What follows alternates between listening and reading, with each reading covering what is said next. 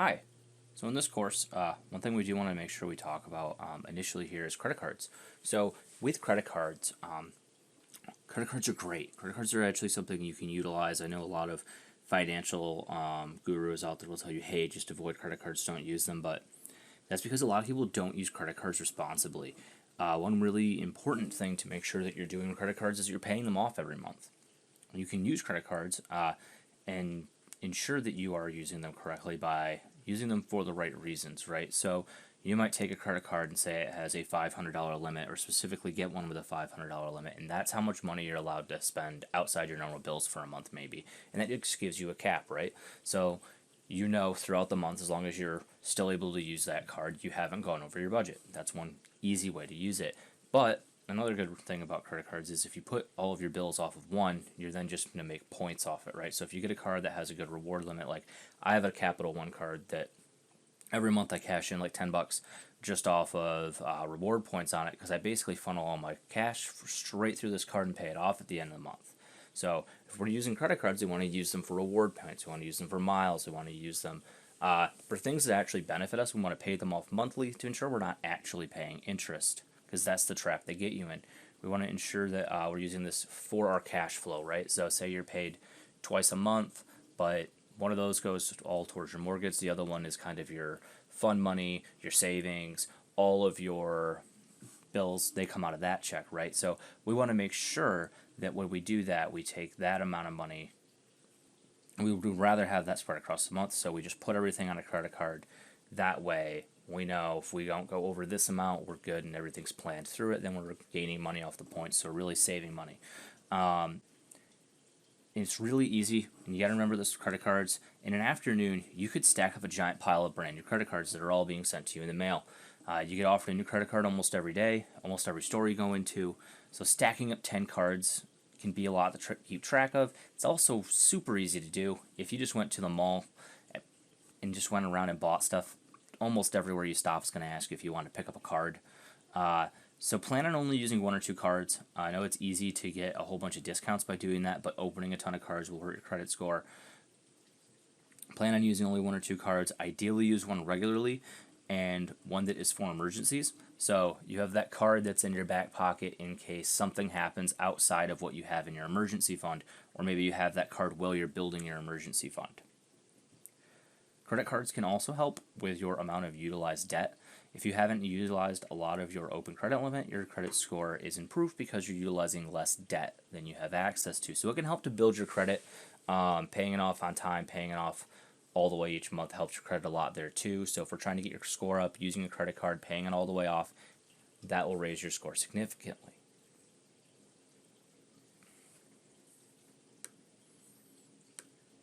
So you want to make sure you're not attaching your self-worth to your job. A lot of times in America, we take a look at what do you do, how do you do it. That's who you are, right? So I'm a salesman. I'm in sales. I'm a salesman. That's all I'm ever going to be, right? No. So taking a look and saying, I do this right now. This is a means towards me to get towards my future, right? What you decide to do and be is different than what you are currently, right? So if I say I want to be an entrepreneur, I'm going to start my own business, or I have started my own business. It's online right now. It's taking a little bit of time to get ready. You might work one job and be an entrepreneur. You might work a job and be an investor, a mentor. You're so much more than just what you do, and just simply assigning your job to yourself puts you in a hole and can make you feel restricted as a person, which can then affect how you're spending your money. It can make you feel like you're defeated already, and it can really impact your ability to take chances and grow simply because your mindset's not there.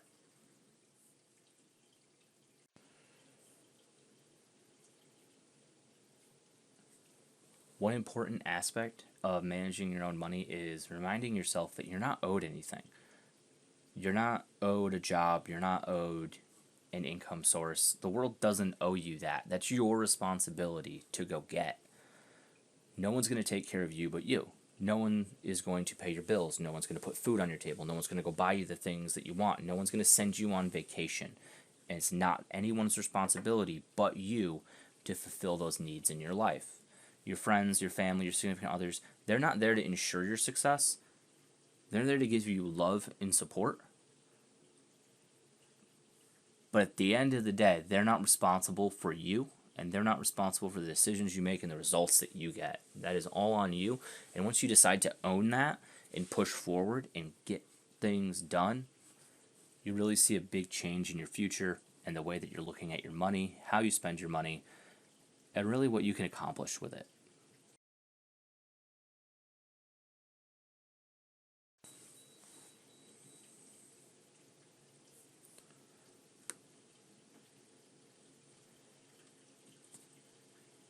So when we're talking about what we're doing and how we're responsible for ourselves, we want to look at what we do to generate income because it's primarily what we spend the majority of our time on, right? So you're going to spend at least 40 hours a week on this in most cases, sometimes 60 or 80, especially if you just start out, you start your own business, you're going to be working a lot.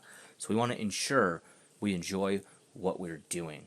We need to believe in what we're doing, that it has a purpose, that there's a cause, that there's some grand benefit to us putting out all this effort. Otherwise, it feels like it's for nothing.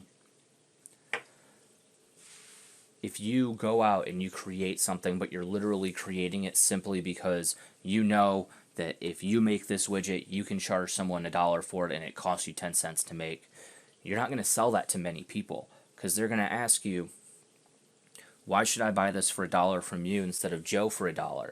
And Joe might be passionate about his cause. Joe might have come up in the industry and seen a solution and created that solution, and that's Joe's product. And your product might just be, well, I figured out how we could make it for 10 cents and I can sell it to you for $1. You have to have a reason. You have to have a purpose. You have to have some reason for why you're doing the things that you do. And once you give a reason, you're able to enjoy that. So if you take a look at your finances and you say, I am going to deny myself a new car this year because I want to ensure that we have an emergency fund. I want to put more into my retirement. I'm going to prepare for 5 years down the road instead of doing that new car today. And then you take that same kind of mentality and you look at what you're doing at work, right? You say, I go to work and I'm just a receptionist, but maybe you're not just a receptionist. It's how you plan on things and how you take a look at it, right? So your title might be receptionist, but you're more than that. You're the happy person that comes into the office that helps bring joy to other people's lives. You're the first person people reach when they meet the company, right? So essentially, you're a face of that company. What you say and what you do is a direct implication of how others view this company. What you do is important because of those things. Finding things to give importance, to give joy to what you are doing, allows you to take more pride in it. Being fake is a surefire way to get people to dislike you and dislike yourself. Because people aren't going to believe in what you're doing because you don't.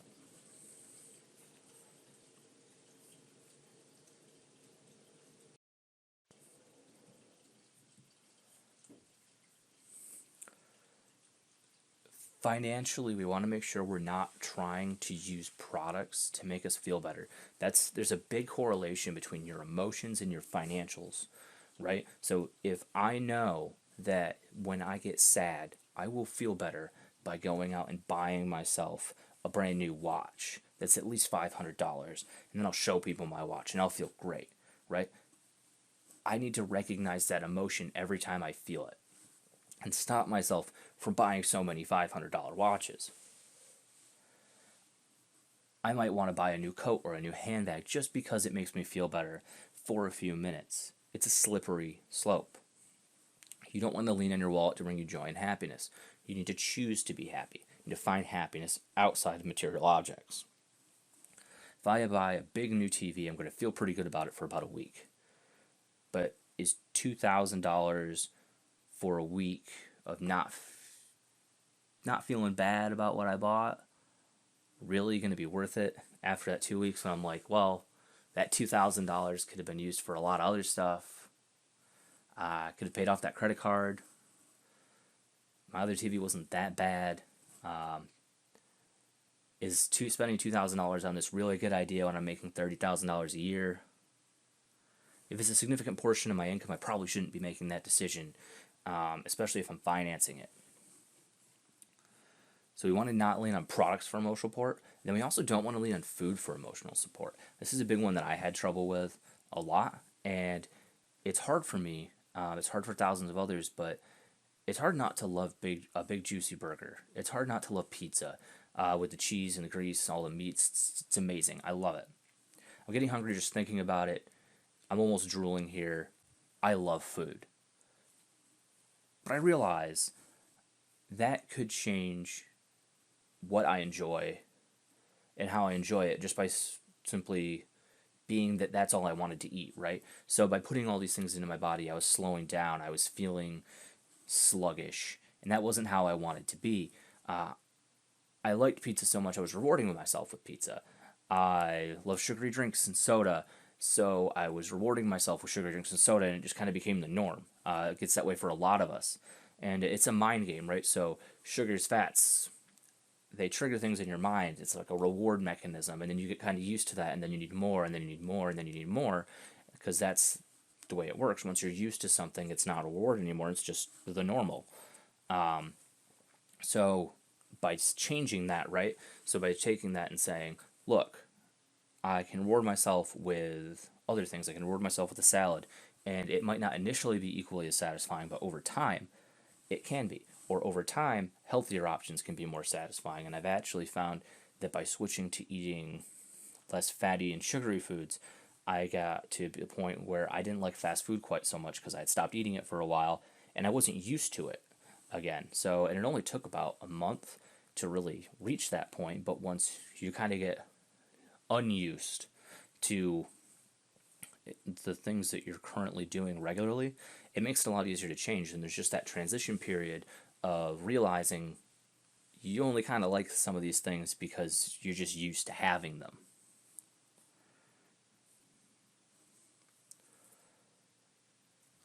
And in the same regard, material things and wealth are not going to make you happy. Do you remember more of the things that you've received or more of the things that you've done and the people you did them with? We remember things that we've done. We remember things that we've experienced. We remember who we've experienced them with. So buying big expensive items doesn't necessarily make us happy. It drains us emotionally and it drains our bank accounts because we're looking for that high of buying this nice item that we can have for ourselves, that we can show other people, that we can say, wow, look at this big thing, I finally got it. And it's like this big cool thing, and then it's just there. It's there forever, and the emotional attachment kind of drifts away. Or you could hop on an airplane, take a quick trip over to the nearest coastline. You could spend a week there for the same price as getting that $2,000 TV I talked about earlier. And I could walk along the beach and I could have experiences and I could see old lighthouses and I could experience history. This is something I really enjoy learning about. And I could have that adventure with my wife opposed to having that TV. And that's something that's a huge change because we can talk about that for the rest of our lives. But the TV, we can watch for 5, 10 years until it breaks, and then we can buy another one, and we can look back and say, oh, wow, remember when we had to buy a new TV? But that'll be about the memory of it.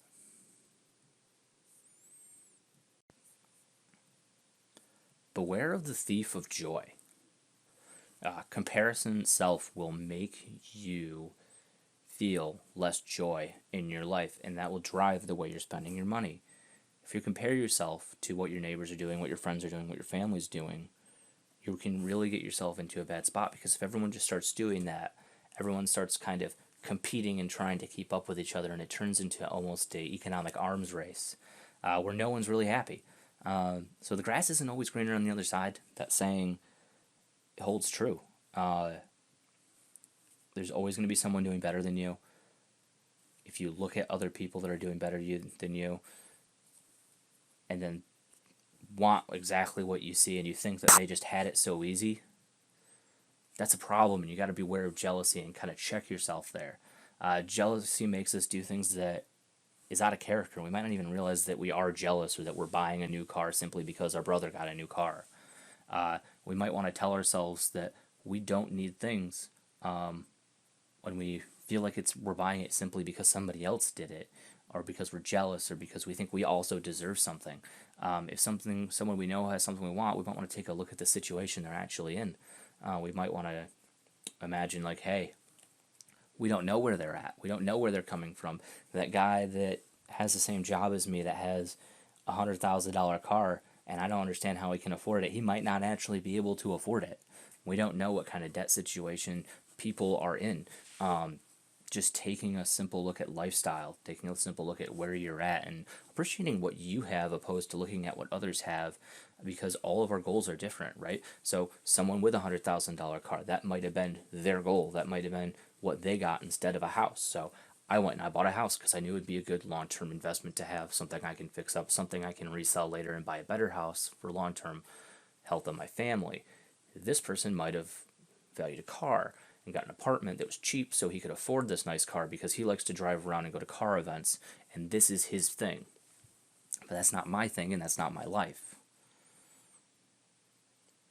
On top of being aware of jealousy and the thief of joy, we want to stop caring what other people think. This can drive decisions around how you spend money. This can drive decisions on decisions we make.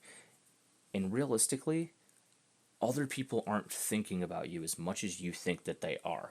You're adding unnecessary stress to your life. You're making it difficult for yourself to do anything because you think, well, what would my mom think? Oh, well, what would people think if I was walking around dressed like this? Well, no one's going to remember you for the most part. Your mom is going to remember you, your friends are going to remember you, your family is going to remember you. But at the end of the day, if you're out in public and you don't know anyone around you, it doesn't matter how you look, it doesn't matter what you do or how you behave or the stupid thing you accidentally said that you wished you hadn't said, you wished you'd phrase it differently because it sounded silly. No one's going to remember that.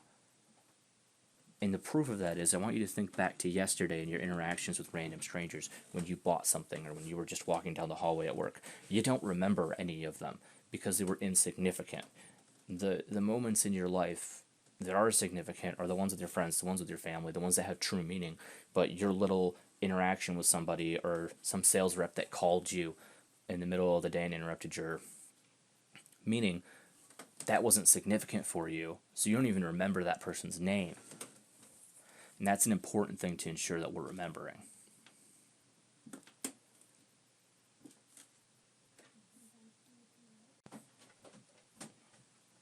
We want to make sure that we're taking risks. What is life without risk? It's pretty boring, right? So take smart risks with your money. Take smart risks and buy stocks, make investments. Make sure that the reward for whatever risk you're doing outweighs the risk. But it's not to say be stupid, right? It's not to say go take your money and say, well, I could put this into the stock market, but that's not really exciting and I don't get the stock market too much, so I'm not going to find somebody to show me how to invest in the stock market. Instead, I'm just going to go to the casino, I'm going to put it all on craps, or I'm going to go put it all into poker or blackjack because I feel like there's good enough odds and I'm a pretty lucky guy. Don't do that. The casino is for fun money. The casino is not for your investments. Betting is not an investment. You want to find successful people to show you the way. Successful people have already done it. They've achieved that goal. So if you can surround yourself with people who you would like to be like, or if you can find people in your life who have had a good retirement, they might be able to refer you to people who helped them get there, or companies that work for retirement funds that can say, hey, this guy helped me grow my portfolio, and then that company can help you do that so that generationally you have a continued growth of wealth. You surround yourself by people who are negative. You surround yourself by people who are constantly just wasting their money and buying stuff they don't need. Then you're going to turn into that kind of person as well. We want to minimize that. You want to find people that do the things that you would like to do, the kind of people who are the people you would want to be like, people you'd enjoy being compared to. And when you surround yourself with those people, you can kind of have a shared knowledge, and you can take the knowledge that they know, and they can help you to get to the next level. And a big part of taking risks and finding people to help us figure out, where we should put our money in investments and what kind of risks we should take, just remember that tomorrow is going to happen. So we're going to plan for it. Don't live with the idea that you could be dead tomorrow. That's a terrible mentality. Not only is it super negative, it leads to you just spending your money on junk. Well, I could be dead tomorrow. I might as well just go buy this expensive toy that I'm going to use for 20 minutes. No, don't do that. Tomorrow's going to happen. Live with the mindset that you're going to be around for another 50 years. Live with the idea that your financial health today influences your financial health tomorrow, and you're going to be here for that. Because statistically, you're going to be around for a very long time. And don't worry about bad things in life, especially in the past. As we're planning ahead for our future, we want to make sure that we're forgetting some of the past. We're letting the past be the past. You can't change it. Stop focusing on it. It's not something you can change. Don't need to worry about it. Don't be embarrassed by it. Don't allow bad things from the past to make you fearful of changes in the future. This will cause you to miss out on opportunities. This will make you nervous in situations you don't need to be nervous in. You might have a bad job interview and then say, that job interview went bad, I'm never going to interview again, I'm going to stay right where I'm at because I'm safe here. But you've been in your industry for 10 years, you know that if you left your company, most companies pay someone at your position $10,000 more a year, you're losing out on 10 grand from a fear of what happened in the past happening again in the future. You're not your past self, you are the self that you have built since the moments that you are not proud of. Forget the past, move on, focus on making the future brighter. And remember, money is a tool. It's like the fuel for experience. It's not the root of evil. It's the thing that gives you the ability to do things, to have things, to help others. So take chances and don't be embarrassed. Taking a chance at something, not being afraid to fail, is hugely powerful in your life. It will change your life. Imagine doing things without ever thinking about what anyone else will say or how anyone else is really going to feel about it. I've seen family members that'll join an MLM, which is multi-level marketing, which a lot of times gets talked down about because people will do like candle parties or they'll do like Jafra and do makeup and stuff. But they're basically selling to their circle of friends and then growing that circle and finding people. It's basically just a sales job that you can also get people under you and help them to do better, right? But it's multi-level marketing. They get benefits from people below them. A lot of people don't like it because most people that go into it fail simply because it's hard. And it is hard. It's like a sales job. So in our family, a lot of people don't like that. But I've got family members, and this isn't me, this is other people that go into it and they had a different mindset about it than the rest of the family, and they said, I'm going to do this. This is my thing. And they owned it, and now they make enough that they could just live off of it. They took that chance. They trusted themselves. They forgot about the past. They forgot about what people were saying, because everyone doing anything like that, they know how other people feel. They know the things that are said, and they just ignore it because they know the future they can build for themselves. Myself, I got the Robinhood app on my phone because I got a free stock from somebody, and then I was on a weekend. I went around to a few friends, family members, and I said, hey, I got this. I made a little bit of money on it. I made like $50 today. If I send you it, you can get a free stock. It's between X amount and X amount. I think the top one at the time was like Apple at $250. And within a weekend, I made $300 off a few referrals. It took me about 15 minutes of actual work by casually mentioning it to a couple people. And all I had to do was tell people that I'd made money off the app, and if they were interested, I just said, cool. Bloop, sent them the thing with the app, there we go. But that wouldn't happen. I wouldn't have gotten that $300 for doing practically nothing. If I'd had a fear of being that guy that was trying to sell people stuff, right? If I had a fear of being that guy that was showing people how to make money or being the weirdo, a lot of people might look down on that, but I benefited from that. All these people still know me and like me, and they probably don't even remember that we had the conversation if they told me no.